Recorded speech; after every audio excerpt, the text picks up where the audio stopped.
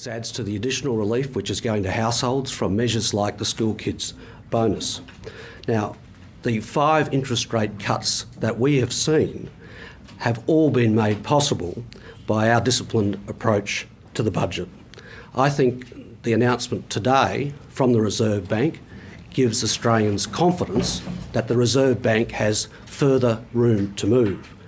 And of course, a big part of that flexibility is the return of our budget to surplus. Now, of course, this is in stark contrast to what occurred under the Liberals, where we saw something like 10 interest rate rises in a row. Today, the cash rate at 3.5% is lower than at any time under the Liberal government and 325 basis points lower than when they were last in office. Now, bringing the budget back to surplus is what gives the Reserve Bank the maximum flexibility to adjust rates and to take its decisions independently of the government. Now, we are delivering a surplus in 2012-13. It's appropriate to do that when you have an economy growing at trend. It's imperative to send a very clear message of confidence to the world, particularly given the volatility we are seeing in global markets.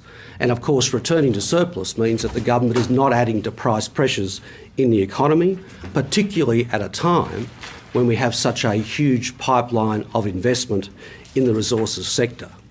Now, all of this is occurring in the context of the government having a AAA credit rating from the 3 major rating agencies.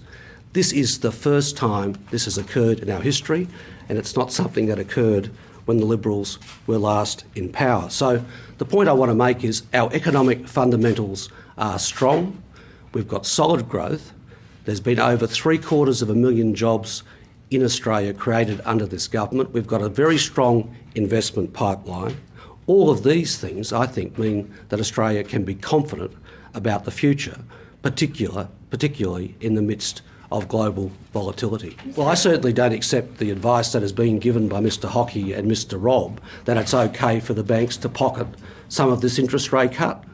It certainly is not, from my point of view. The fact is that the banks are very profitable. Their net interest margins are around the levels that they were prior to the global financial crisis.